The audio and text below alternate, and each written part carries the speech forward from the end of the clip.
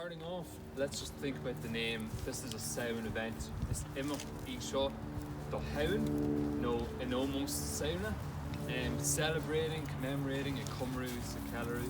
Samhain is the end of the pagan year. It's when the crops die, it's when the winter comes in, and then there's a chance for a rebirth of those crops. So it's celebrated. We've had a good harvest, and we're now celebrating the end of the year. As Gaeilge, we call it Iha Hauna, or the night or the eve before Samhain. And then in Béarla or As Béarla, we call it Halloween, I suppose. And it's Halloween, All Hallows Evening. So where is that coming from? Well, I suppose we need to consider two things about the Celts or Irish people or pagans in general. Number one, they are obsessed with things that are, I suppose, tarsnial, or that they're liminal, or things that are on thresholds. And then the second big thing, don't know a lot about death. So, a melting pot really for not knowing a lot about death, and then also being obsessed with things that are on the border and on thresholds, and it gave birth to all of the things that we do today. So let's break some of the major things down, maybe, while we're here. So, first and foremost, we're here at a nice bonfire. Bonfire is very popular around Halloween times. It comes from Chine Chanov, As Gaeilge, a bone fire, literally. And you might think, well, there's no bones there, but traditionally they would have sacrificed things on this fire to give thanks for a good harvest, but also to make sure that they didn't bring any unfortune upon themselves. And that's where the whole idea of bones came from. You would sacrifice some animals and you would be left with some bones. Shouldn't read it. That's a little bit of magic there. I did that earlier for you guys. With the bonfire, like this, people would gather and they would sacrifice, and they would celebrate and commemorate and look forward to a rebirth or revival of the year, an ending of the old year. People would light torches from the fire that they've sacrificed on, and that they've said their wishes and their prayers and things, and they would bring this fire back to their farms. At the farm, they would walk sunrise around their land. Sunrise is something that's more so associated with Scotland, but the idea is you would follow the path of the sun, and you would ward off any bad spirits on your land that would then lead to a more prosperous harvest. With the remaining embers, you would then light the fire, or you would pop it into the hearth in your own home, and this would ward off sickness. It wouldn't eliminate sickness, but it would certainly ward off some sickness in your family for the year ahead. So lots of, I suppose, different little traditions to do with that bonfire.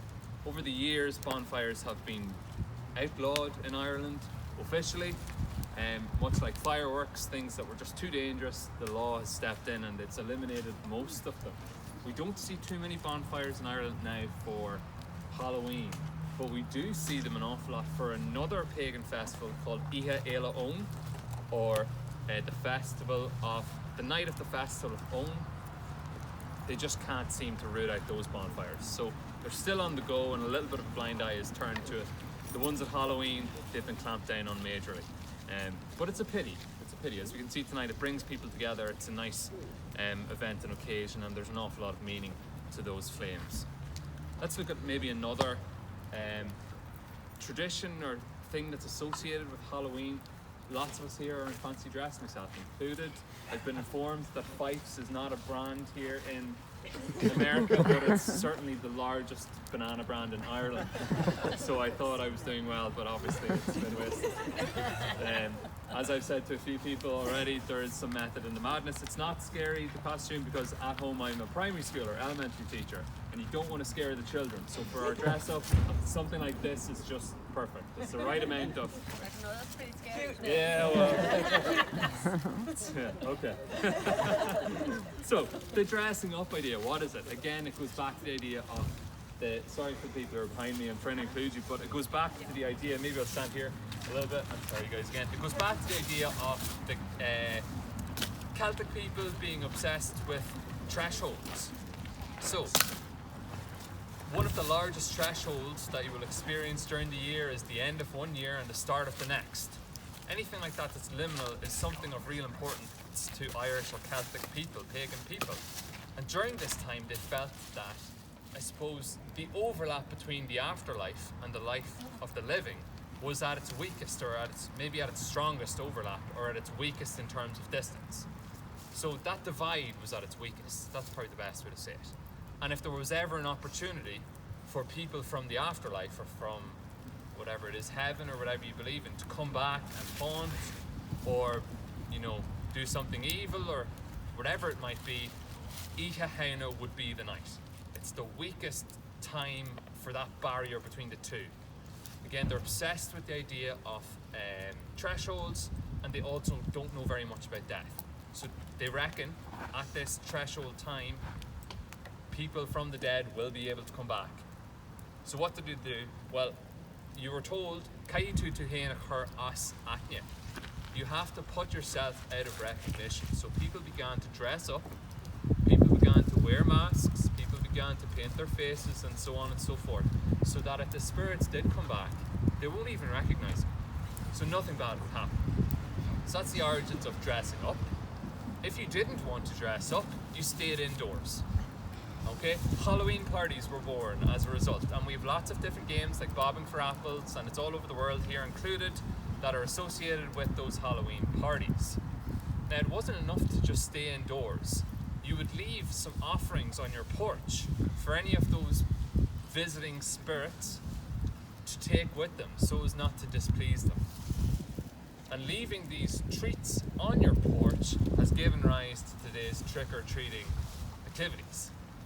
So we can see how it's all linked back to really two key things: not understanding death, and also being very much obsessed with the idea of things that are liminal, or on a cusp, or on a border, or a barrier, and those kind of things.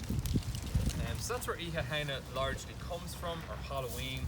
That's where these different little rituals come from, and it's brilliant to see that they've developed into what they are today. I don't think we've lost sight of the meaning behind them. It's a very special occasion to sit around a bonfire with friends and family and new friends. And I hope that for many years to come, we don't lose sight of what it is that it's all about. It's about a new beginning. Samhain is beginning the new year. It's leaving the old year behind, being thankful and moving forward. Not unlike Thanksgiving. You're thankful for things and you want to show appreciation and make sure that everybody is ready for a new beginning. So that's pretty much all I have for you this evening. I'm going to pass you back, I suppose, to Andrew to see what's next on the lineup. If you have any questions, of course, you're more than welcome to bring them to me. I'm by no means an expert, but in my own schooling, they're the things that are really hammered home with us across Ireland, to make sure that we're fully aware of what Halloween is and how it's spread across the world. But really, when you trace it back, it's one of the biggest things we've exported. So we've exported a lot of our Fife's bananas, but they haven't reached here. Halloween certainly has. So, shitty guys, like a score, Mike. That's amazing. That's great. Does anybody have a comment or a question? This would be a good time for Connor. Pre-Christian period, alcohol was heavily involved with events like this, and you might pour some over a tree root or over the ground to give it to the earth, which is a fire. Very good to give it to some of the spirits. Yeah. It's a good recommendation. Brilliant. Very good. Nice. And we have some turnips over here carved, which is nice to see. Of course, in Ireland, pumpkins weren't readily available, so they carved turnips traditionally. Well, it's getting a little darker, it's getting a little spookier.